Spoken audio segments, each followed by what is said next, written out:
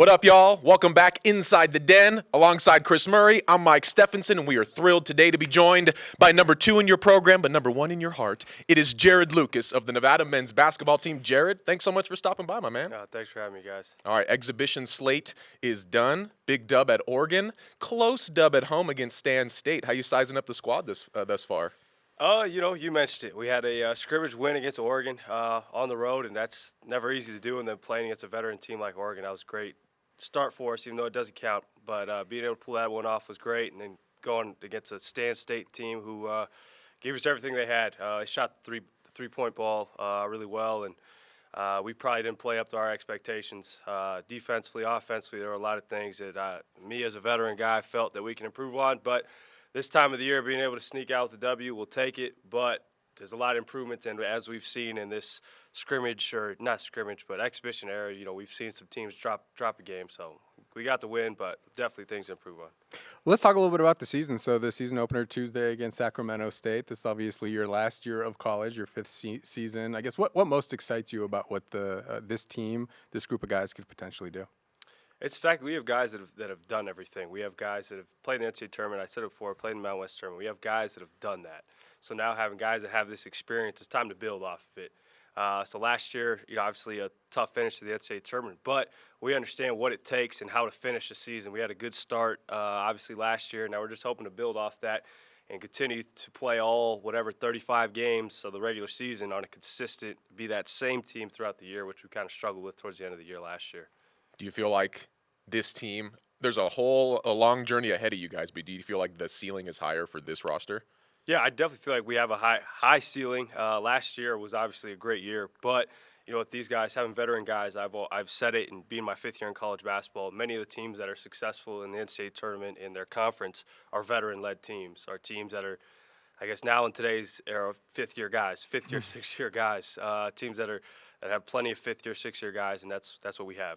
We don't get to go out to a lot of practices, but the first practice of the season we got some access to, and I heard you kind of barking throughout the practice. Is that something that you normally do, or is that something that you feel a sense of urgency, this being your last year, to get as much as you can get out of the season? I feel like it's always something that I've done, but also this year feeling, the leadership last year was there, but then also being a leader once again this year. Knowing that on a day-to-day basis, I got to be able to push guys to be the best that we can be. For our team to reach our goals, we can't have guys, or whether that's 1 through 15, not bring it on a daily basis. So that's something I've kind of taken into my own hands, and coaches also asked me to, on a consistent basis, push guys. We were lucky to have you in here when you announced that you were coming back, so thanks for doing that on NSN, which was really cool. How difficult was that decision, and once you made it, what was your focus coming into this year, knowing, like Chris said, this is it, and you want to squeeze the most out of it?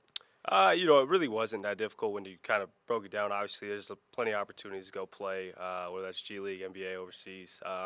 But I was fortunate enough to go and play for Coach Alford, and that was probably the best decision I've made, throughout my whole young life, because he's taught me so many things on the court, off the court. And then knowing that we had guys coming in, at that point I didn't know who we had coming in, but I know that Coach had an emphasis on the defensive end, and we knew that we needed to improve on some of our defensive habits, rebounding, and we went into the portal. We got Tylen Pope, who's going to be a huge piece for us. But I knew that being able to get guys like that is going to help the cause. You said playing for Coach Alford, the best decision you've made. What is it about his mentorship that's made you a better player, a better person, better all-around, just, human being? Yeah, with Coach, a lot of people could say when they go to a particular team, hey, my coach cares about what I do off the court, my coach does this. Coach knows what's going on in my life, and that's rare, and for me, I've been at a different school, and I've seen how, coaches and players' interactions can be. But with Coach, he really does care about you. He knows, like I said, knows what's going on in my life. And then as a basketball player, Coach and I are very similar, both 6'3" guards, who could really shoot the ball. And I've learned so many things from him just because he's done everything you want to do as a player. Playing with Michael Jordan's probably one of his biggest things that I've been like, dude, that's crazy. So I've heard plenty of stories, and obviously playing for Coach Knight was something that Coach always tells you about, and how he pushed him, and how Coach Alford tries to push me every day. We are taping this 2 days after the passing of Coach Knight, and that happened the day of your exhibition against Stan State. Did that affect the team? I mean, I can imagine, Coach, that was just a tough game for him to get through. Has he talked to you guys, or what was that whole night like, I guess? Oh, well, he found out that morning, or that morning, afternoon, whatever, before the game. And I actually got the ESPN notification, so did the rest of the guys, and we saw that, and we were like, this is gonna be tough for Coach. And coming into the locker room, or we didn't really see him at our pregame meal. We didn't see him, and Coach is always there. So I was like, man, what's going on? And then about 30 minutes later, I got the notification from ESPN, and I was like, man, it's terrible. And then when we went into the locker room pregame, Coach really struggled to, tell us how he usually tells us to get ready for the game, what our game plan is, and he struggled to do it. He was in tears the whole time doing it. So he definitely had a heavy heart in that situation. Obviously that was one of his big mentors. He also played for his dad in high school. You played for your father in high school. So I guess tell us a little bit about your relationship with your dad, how he's kind of helped you become the basketball player you are, and maybe if there were any difficulties kind of separating him being your dad and him being your coach. Yeah, I mean, it's just like you said, Coach Alfred, it was coached by his dad. My dad coached me. It was the greatest, obviously one of the great decisions was playing for Coach Alfred, but my dad, I didn't really have a decision, but it was one of the best things, and it definitely, as a kid, not everybody gets the opportunity to play for their dad at the high school level. So being able to play for him, and it was something I always dreamed of. As a little kid, I had a Los Altos jersey, which the high school he coaches at, as a baby, literally. And I tell people all the time, ever since I was in the womb, I played the game of basketball. And my dad, he never really coached me through middle school, elementary school. It was once I got to high school, that was the first time he really coached me. Because he'd help me out training every once in a while, but he always did a good job of separating, this is my time to be a dad, this is my time to be a coach. So when I got to high school, I remember my 8th grade year, as soon as I graduated, or as soon as my last day of school was, I was lacing up for the Los Altos team and varsity team right away, and I had my jersey ready to go. And I remember being in a car with my grandpa, and he was so excited for me because it's a family affair. My whole family went to Los Altos High School. So he was real juiced up, and I was excited. So I think my senior year was probably the best year, being able to average 40 points per game, play for my dad. It was a dream come true, and then my whole city, who kind of saw me grow up, they were there consistently at almost every game. So it was a cool experience, and definitely one that not every kid gets to have. So 40 points per game your senior season. You were a very good player in North Valley's High. What was your PPG? Okay. You can't put me on the same pedestal as this dude. I was probably like in the low teens, like 13 or 14. But that's still, you're filling it up. I had one goal: find the line and shoot behind. Right. I like that. I used to go to those double pump camps. Did you ever go to those camps down I've heard of them. I would go to Cal State Dominguez every year, actually, just outside of Compton, and I would go to those camps. Okay. I remember seeing James Harden out there. Yep. Babbitt used to come, of course, all-time great player here locally. You were able to put together a historic career, not just at your school, but in terms of Southern California as a whole, which is hard to do because, man, so much talent has obviously went through that area. Yeah. I say all that to ask, what is the biggest name in your contact list? The biggest name in my contact list, I used to have Melo in there because me and Melo, he changed his number. I saw a picture on the IG with Chris Paul. Oh yeah, Chris Paul. I don't have his number. I met him when I went to they had the Clippers had their training camp at UC Irvine, so I went there. That was my freshman year. But I'd probably say Evan Mobley. There you go. Yeah, either Evan Mobley or Nico Kongwu, but those are both really good friends. Because with Compton Magic, I've now looking at my Compton Magic roster. There's 6 NBA players on my 9-man roster. Oh wow! So what was it like playing in that ecosystem? Obviously, high school basketball in the Southern California area, a little bit different than Northern Nevada. Yeah, I think it's different because you never know who's good in Southern California. Southern California is so big, right? You can go play a team 2-3 hours away. And, man, who is this dude? Oh yeah, he's committed to some school in the Midwest, some school on the East Coast. But there's so many good players, it makes it like, man, who the top 5 guys are, obviously, and those top 5 guys in Southern California are probably all NBA players. And then you go down the list, and you go, oh, yeah, all these other 25 guys are all pretty good. And if they went to, I know Northern Nevada has some good players, but if they went to Northern Nevada, they'd probably be the best player by far. So it just goes to show the talent, but when you're playing against talent like that, it only makes you better. Just for clarity's sake, when you said Melo, you meant LaMelo Ball, of course, LaMelo right? Ball, yeah. Okay. Yeah. Did you really? Carmelo? Yeah. Did you really mean LaMelo Ball? I Yeah. thought you meant Carmelo Anthony. No, Okay. no. You're old. There's LaMelo the difference Ball. in generations right there. Okay, so Yeah, it was LaMelo Ball. okay. There is one Melo, and it is Carmelo Anthony. Okay, Oh, I'll wow. die on that hill. No. So Man. the Ball brothers, obviously, a couple of them went through UCLA. Did Coach Alford ever give you any good stories about coaching those guys and dealing with LeVar? He gave me a little breakdown of the China. I was wondering about the China incident. Because Yes. as a Southern California kid, you know, I live 40 minutes from UCLA, so I had always wondered, like, you know, What happened there? I'm like, what happened? Like, how did that happen?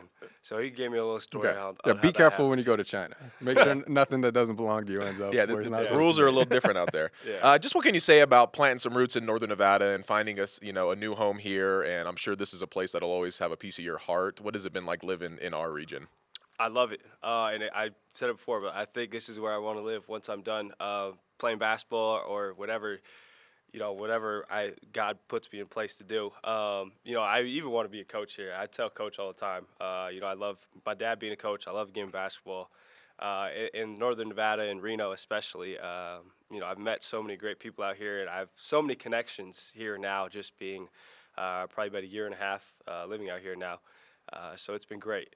Okay. You might have a job for this guy eventually. I was going to say, I might want to invest in the real estate now because it's only going to go up and up and up. A lot of people come from California. I'm originally from California, so Same. not a native Nevadan. All three of us from Southern California, Yes, we are. actually. Let's talk about Matt Norlander's list. 101 teams in college basketball. Yeah. Top 101, and Nevada was not on it. So I know you had a tweet out there. I got saying, the LOL from Jared. Let's check back in March. Yep. I've got a couple tweets from you. I picked you guys to, I think, lose to New Mexico last year, and that didn't work out in my favor in terms of that Yeah, I selection. think it's New Mexico or San Diego State. Yeah. But it's motivational stuff, Chris. I'll take That's it. what I do it for. Yeah. I want you guys to play at your Directed best, right get at some you. wins for this community. But when you see something like that, I mean, I'm sure you're already motivated. Yeah. You want to achieve a lot of big things, but you know, how much does that kind of fuel the guys? I don't think it necessarily fuels them. I mean, there's so many, especially nowadays with Twitter. I mean, everybody, and it's, you know, good thing, bad thing, whatever. Everybody has an opinion. But seeing something like that from a big media guy like that, it's just like, you know, I know we lost Will Baker and Darian Williams, two really good players. But I mean, we got two all-conference guys coming back. We have plenty other good guys from the portal and guys returning as well. I mean, Trey Coleman, all defensive team, Keenan, all defensive team. I'm just going, man, we were in the NCAA tournament last year. You know, how do you not kind of top 101? And he named 6 other Mountain West teams. So it was just, for me, I was just like, all right, if there's 6 other Mountain West teams in there, all right, come on, dude. Yeah. But, you know, we'll see. Obviously, we have to prove that we're the team that we are. So everybody can have an opinion, but we got to go out and do what we're supposed to do. How fast do the Twitter fingers act when you see that? Do you think, should I do this? Should I not? Should I delete this, what I wrote first, and should I rewrite it? How long did it take to get that out? That one was fairly quick. Okay. But there's other things, you know, where I'll see it and I'll just be like, you know, think about this, dude. Keep scrolling. Think about this. You know, you don't necessarily need to comment on everything. But at the end of the day, it is motivational. But everybody has an opinion, so I got to go out and prove what we're supposed to do. You guys obviously had a very good season last year. I know Coach Alford talked about taking that next step, competing for a Mountain West championship, winning it, maybe taking that step to being one of the great teams in Nevada basketball history. What do you think has to happen to be able to accomplish that? I think, one, it's staying healthy. Last year, our issue was we had Hunter McIntosh, knee injury early in the season. Mike Flarin, knee injury as well, out. KJ Himes, back injury. So we had 3 guys in, I think it was our first 5 games because KJ got hurt in the Caymans. I mean, gone. And then Daniel's ankle, too. Daniel Foster, I mean. You had to call didn't Mike play. to practice probably at one point. Yeah, we had Extra 8, body. We had 8 Maybe roster Trevor guys. can play. Wow. So, you know, I think step number 1 is remaining healthy. And then, you know, being able to, like I said, having veteran guys who understand that we've been there, that's going to be important as well. But having some freshmen step up. You know, we have plenty of opportunities this year, and now that we have 14 scholarship guys, there's opportunities on the table. And I mentioned that to the guys in the locker room after the game. You know, if guys aren't doing their job, there's opportunities left on the table. So in practice on a daily basis, if you want a role, it's there. You know, we had Will Baker leave. We had Darian Williams leave. There's opportunities to be had. So having guys that bring it on a consistent basis is going to be important for us to get better as well. Going back to last year and some incredible moments, as Chris said, the back-to-back ranked wins for the first time, rushing the court a couple times, New Mexico, San Diego State. I want to go back to the game at the Pit, though, which was such an incredible win for the Wolfpack, and you had a heck of a night. I was lucky to cover that game. Some really great reactions from you because you were really feeling it. When you're in that zone, how can you explain just what that feels like? Oh, it's different. I know I could say you feel yourself, that's for sure.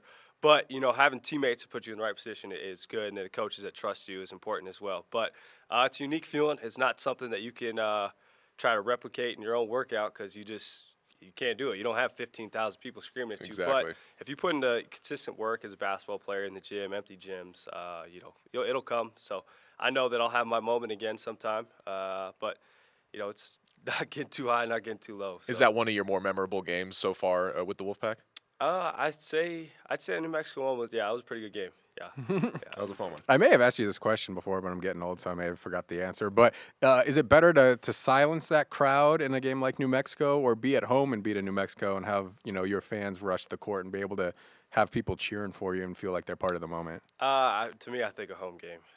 Even though it is fun, silencing the crowd, but being at home, having fans rush the court, being able to pretty much know a lot of people in the crowd is pretty cool too. So I would prefer that. You're like, oh, this guy's in my class. Like, I know you. Yeah, just people storming the court, and then that next morning or whatever the case may be, because not every student watches every game. But when you go to a home game or a road game, as I'm trying to say, as you go to a home game, you have plenty of students, plenty of other people there. So, and then you may go to class the next day and it's gonna be, man, I just saw you. You just saw them rushing the court, so that's pretty cool. That's good stuff. I want to ask you about Keenan Blackshear, a guy that you are going to be forever linked to, at least around these parts. Yep. How has that relationship grown over the years? And I mean, I can imagine you guys feel very comfortable together on the court. Yeah, me and Key room a lot on the road, so I'm with that guy a lot. But he's a really good guy. Off the court, on the court, obviously a really good player. And then as a point guard, he does a really good job of setting me up. And I think that was the big thing to us being the team that we were last year. Hunter McIntosh went down. Keenan Blackshear fills in to be the point and turns into an all-conference guard. But he puts the work in, so, obviously he's going to get every accolade he gets. So. You've been a part of a team that's won NCAA tournament games. You made an Elite Eight at Oregon State, but if I recall correctly, like the crowds were smaller because you were going through COVID. Right. So can you take us through that experience and maybe how it was a little bit different than what you hope to do here at Nevada and actually be able to have full crowds as you're winning NCAA tournament games? Yeah, I mean, it was obviously still the NCAA tournament, but not the same crowd. So being able to, I remember our round of 64 game, that was against Tennessee. That was where the Indiana Pacers play. They changed the name of it. And the next game we played at Butler, and that was the most realistic game environment I had played in my whole season that year, just because of the way Hinkle Fieldhouse is. It was really loud, but there weren't as many people as normal, so that one was cool. And then we played. I'm rambling on, but naming where we played. But we played where the Colts play as well. Lucas Oil played there. That was pretty. That cool was the Sweet 16 game. That was the Elite Eight game. Sweet 16 game, we went back to where the Pacers played. Banker's Life was what it was called at that time. And the Elite Eight game against Houston, that was where the Lucas Oil Stadium. So that was really cool environment. That was probably at least a couple thousand were there, but spread out. Yeah, you can imagine NFL stadium. Big NFL stadium. But it's different, and then being able to go to NCAA tournament this past year, it was the NCAA tournament, but it wasn't because I know what it's like. But we did go. So I'd say it's a different environment for sure, being able to play in front of a couple hundred, couple thousand, and then the next time playing 10, 15,000, whatever Dayton held. That was a pretty cool setup there for the first four out there in Dayton, Ohio. It's kind of cool to know that they get to host that every year. Of course, as you mentioned early on, that's a game that you guys certainly want back. I know when I was covering it, I'm like, man, we're working our butts off covering this team. Like, I need them to put a little better showing out there for us. I didn't sleep after that game. I agree with you, man. That was ugly, but a team that averages didn't necessarily add up for that team that night. But they were a good team, though. Yeah, it was a little bit of regression. But ASU, they really did come out hot. So, but, I mean, the taste after that, I can imagine it just fueled you even more. Yeah, being able to go to the NCAA tournament, you're real juiced up, and then you get to a point where it's like, man, these guys aren't missing. I remember there was one guy on the roster. You know what? It's over now. So there was one guy on the roster that was, I'm blanking out on his name. I think he was 7 for 42 or 7 for 52, something Coming like in, that. yeah. And he had 3 threes. Come on, dude. Yeah, it was a perfect storm in the wrong way for the Wolfpack in that one. But, hey, like you said, it's over now, so things move on as we get ready for that opener, which we will have right here on Nevada Sports. And excited to see you guys take on a Sacramento State squad. So from now, as we're taping a handful of days before, till then, what has to happen, I guess? We got to improve our defense, especially in the rebounding. We gave up some rebounds that Stan State game. And then that Oregon game, we did a really good job rebounding, really good job defensively. Kind of took a step down. That could have been to those guys spacing us out a little more, making 15 threes. But, there's definitely two things we need to improve on, defense and rebounding. So. I want to ask about the freshmen. I think a couple of them you're probably pretty familiar with. Jazz Garner played for your dad, right, Yep. at Los Altos, and then Tyler Rollison played for Compton Magic, Yep. which was your AAU team. And then you have Amir Robinson. He's more from Akron. Yep. But what have been your thoughts on them, and what can they maybe contribute this year? Yeah, Jazz has done a really good job. Like you mentioned, Jazz played for my dad, so I've seen Jazz ever since, I don't know, he was probably 14, 15 years old. So I've known about Jazz. Jazz is a really, really, really skilled guy, but not necessarily completely there with his frame. He'll get there, but he does a really good job scoring the ball, and that's something we know coming off the bench. Having a piece like Jazz that can score the ball anytime, you could get a 7-footer who could step out, shoot the three, almost like Will Baker a little bit. Step out, shoot the three. Has a really good handle and high IQ. And you go down to Tyler Rawson, who played in Southern California, played in at St. Bernard. St. Bernard has a hell of a league over there, and played for the Compton Magic, the same team as me. He's a high IQ guard, and then you can see the trust that Coach Alfred had in him in our exhibition game, playing the last 4 or 5 minutes.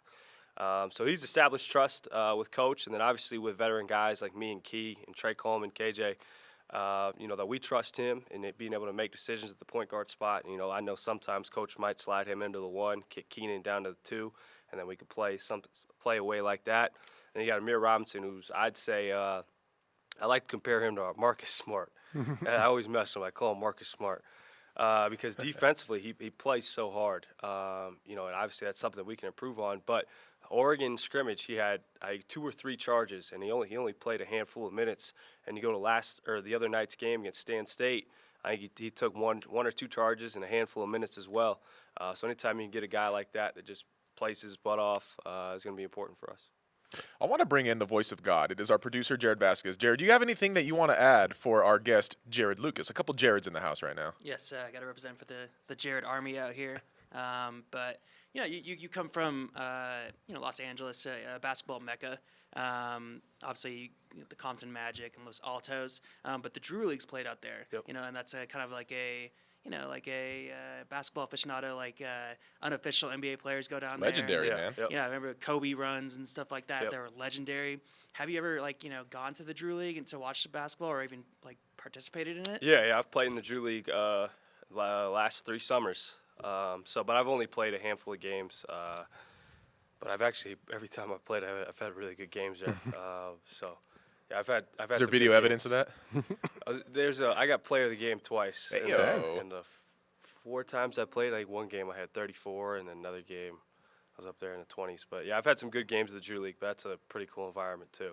But I'm only able to go so often because as a college player, you have your own workouts. So I got to fly down. Like this past year when I went, I had to fly down Friday after our workouts and then fly back Saturday night or Sunday morning. So it's a little difficult, but I have played in it. Who were some of the guys you were playing with? When I had played, this past year when I played, Matt Mitchell from San Diego State was on the other team, and then there was another good guy. Plenty of overseas guys, but when I played, there weren't any NBA guys. The times I had played, like Tyreek Evans, that was 2 years ago, who played for the Kings. Man, for he a was little nice bit. for a while. Very good Tyreek. player. Played against him. There's some other older guys, but definitely plenty of overseas guys. And Matt Mitchell, I remember, was a stud on the other team, so I talked to him a little bit after. Speaking of the NBA, who was your guy growing up? Did you have a guy?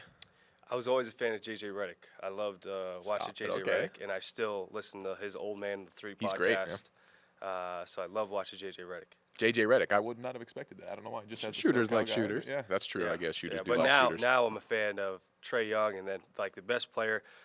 Before every game, I watch Peyton Pritchard. Me and him are different, but his ability to score the ball is unbelievable. And I got to play against him. And when I go home, he trains with my trainer every once in a while. So I've played with him, played against him, and have a relationship with him. So Peyton Pritchard's another guy I try to model my game after a little bit. He's more of a point guard, but he does do a really good job scoring. Yeah, the I ball. think he dropped like 90 points in a pro-am that was in game Portland. during an Yeah. off season, right? Yeah. Yeah, that kid could play. He's probably the best player I've ever. Him and Nikhil Alexander are probably the best players I've ever played against. I think Jazz Johnson and Peyton grew up together. That's right. Former Wolfpack player. Let's talk a little bit about your offseason individually. I know you told Shannon Kelly down at the Mountain West Media Days you're in the best shape that you've been in. What was your focus to get better? I mean, were very good last year, Mountain West Newcomer of the Year, second team All-Conference. What did you feel like you needed to improve upon? I felt like I need to get in better shape. Not going at Oregon State, and if you're a basketball basketball grew, whatever, you kind of have an idea. Oregon State, we zoned a lot, matchup zone. And so on defensive end, you're able to relax a little bit. And coming into Nevada, I've never been on a team that's man 24/7. So being able to play a man and then going on the other end and running like I do, I like to compare. I'm not saying I'm like Steph Curry, but just like similar to Steph Curry, where he's running all over the court, I knew that I need to get in better shape. So this offseason, I thought I did a really good job of emphasizing getting into better shape. And I think that's helped me, being able to kind of withstand times where I'm huffing and puffing. So I think I did a really good job of that. And then defensively, I think that'll help me as well, too. What was kind of some of the workouts? Running on the beach out there like Rocky, or Slow motion. For me, I spent a lot of the time out here at Reno, and then I went home every 2 weeks. I went home for the weekend. So when I went home, I would go train at the beach. But when I was out in Reno, I lived right next to Keystone Trailhead, so I was running the hills and mountains. But training at altitude is also a good thing too, even though I play in it. But it's still training in it as well. So I thought I did a really good job of running. And then Coach had me do some of his coach night workouts that he used to make Coach Alfred do. So I was running, and it wasn't fun. And I'm not the biggest fan of running or all that stuff. But I've felt the impact that it's had on me early in the season where, I had a guy the other night, Stan State, dude, was like, man, when are you going to stop running? And seriously said that to me. And I was like, That's great. Man, I feel, and it's not even affecting me. So I'm like, man, that's a great start. And it definitely makes you feel better knowing that, there were times in the summer where you're working your butt off. Like, man, I hate doing this. So. Jarod Lucas, a Northwest Reno guy. Love to hear it. I remember interviewing you actually before you played a minute in Silver and Blue for an NIL piece. I don't know if you remember sitting on the stairs of Lawler with me. And I asked you, hey, you want to name drop any establishments that you've enjoyed going to? And you said, you've ever been to Salad Works? And I was like, Salad Works? Then the next week I get an email like, hey, Jarod Lucas just signed a deal with Salad Works. You want to do a story? And I'm like, oh, I see what happened here. So I say all that to ask, hey, you want to name drop any other establishments that you're into since you've planted some roots here? Two Chicks, huge fan of. Fire, yeah. Huge fan of Two Chicks. Yeah, their coffee's amazing. Oh, yeah. Two Chicks I'm consistently going to. Nevada Steakhouse, I'm a fan of that as well. Let me see, another one. Cielto Lindo, Mexican food. Huge I fan just of tried that for the first time last week. Yes. The birria tacos. What'd you get? Birria tacos. What is that? It's like the come tacos on. you dip it. You're a Southern California They're guy. like meat. I beef moved to tacos Nevada when I was that have 5. they got All right. they make them crispy. They got the melted cheese, and then you dip them in the consomme. And my wife and my mom got the birria ramen, which is like a whole that's bowl really of the good. consomme, Really which good. is Really good as incredible. well. Anyways, you can't be eating that during the season though. So. Yeah, I got to stay away from it. So I did it. And Coach has commented, as we're going back to getting in better shape, I didn't really eat salmon or fish. So I don't know if that's made an impact, but it's definitely something I've taken. I've tried my best to avoid fried food, and I've eaten a lot of salmon and whatnot. As I've gotten older now playing college basketball, I'm like, man, food is important as well. I just saw something on Russell Westbrook, how he eats just lettuce. Not consistently, but there's meals where he will just eat lettuce, no dressing, no chicken, no cheese. Pat Bev actually just commented on that, so I was listening. Is there to that, any nutritional value in just lettuce though? I feel like I it's think just it's water. mostly water. You need like a little protein. Getting back to Salad Works, though.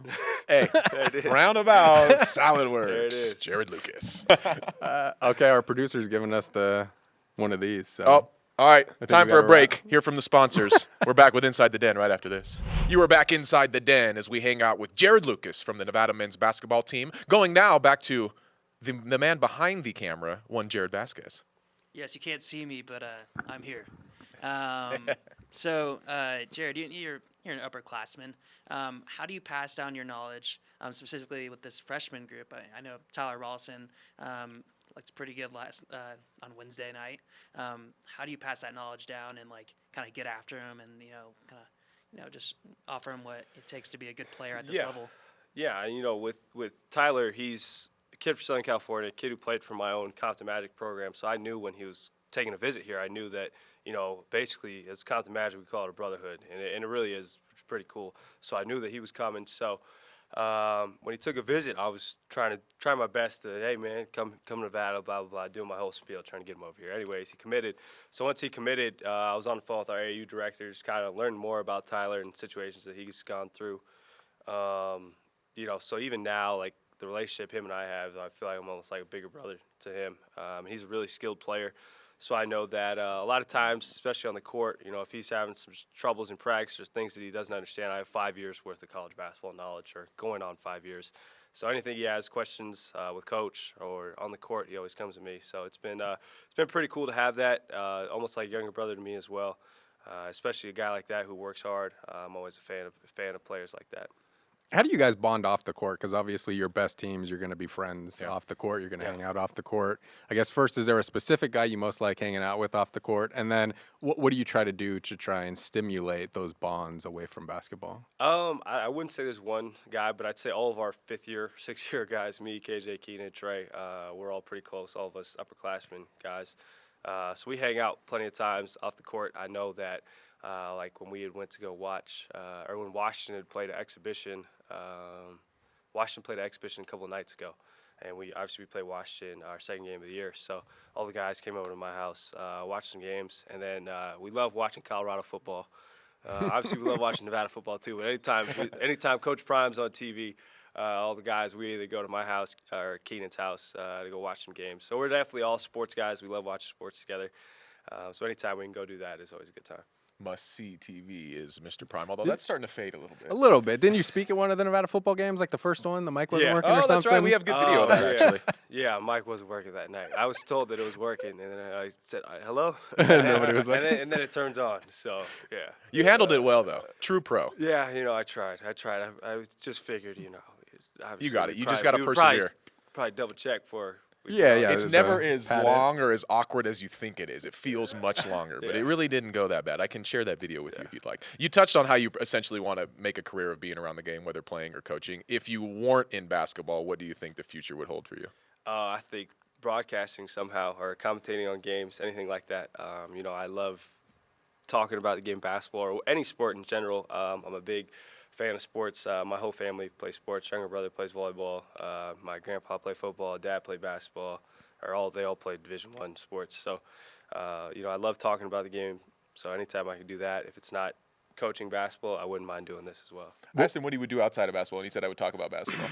He said talk about some other sports as Yeah, I well. He's guess. actually All right. very good at this. He's making You this really interview are, very easy. What was your number 2 sport growing up? Were you a volleyball guy? No, I was not. As you guys probably know, my bounce isn't necessarily, athleticism bounce isn't necessarily the best. So I stayed away from that one. My younger brother has the bounce, so I let him kind of have that. But if I were to play a sport or wasn't basketball, I played baseball for a little while, played football, played soccer.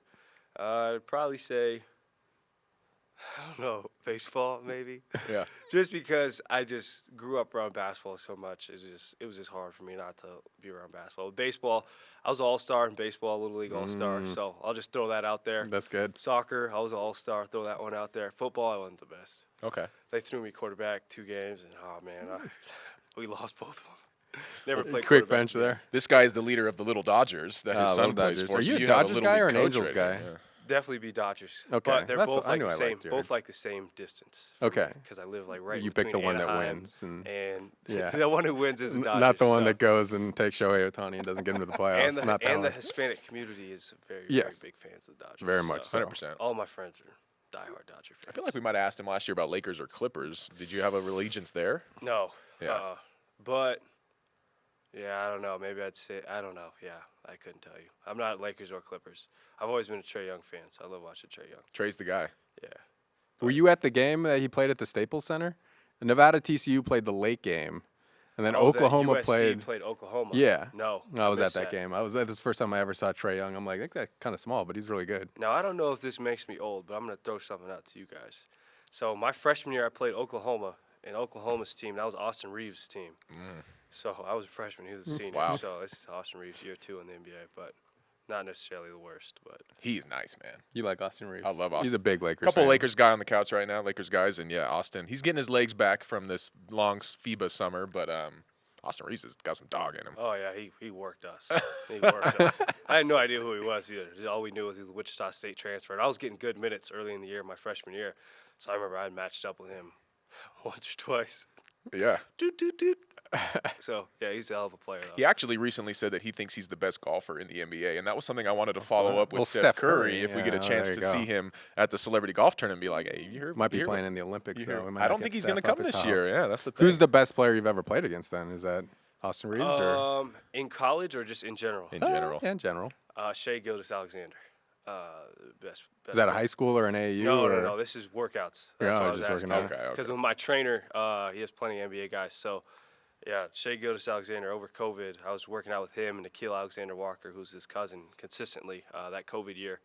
And, I mean, that is unreal. His change of pace and ability to score the ball was – I learned so much that summer from Nikhil Alexander-Walker. Or Nikhil Alexander-Walker, Shea Gilgeous-Alexander, both of them. Shea Gilgeous, actually, funny enough, last night was one of the last people I saw before I fell asleep as I was watching TV, and he had this new commercial for the Skims. Have you heard that Skims is the official underwear of the I NBA? have heard Skins. Kim is Kardashian's official. brand, and yeah, so I got a shirtless Shea Gilgeous-Alexander in my face as I was falling asleep. So funny to get that SGA name drop, but yeah, he's really good. Yeah, I've seen some videos too. So Yeah, I think if we've got to the Skims level of the conversation, it's probably time to wrap. It might be time to get this thing down the road. We thank Jarod Lucas so much for spending some time. Anything else you got for the people inside the den before we let you loose? Nothing much. Looking forward to seeing you guys soon at Lawler, and thanks to these two guys for setting this up. So thank you. We're going to have him back. We'll find a way. Sounds good. Trevor, put it in the calendar. All right. That's the latest edition of Inside the Den with number 2, Jarod Lucas.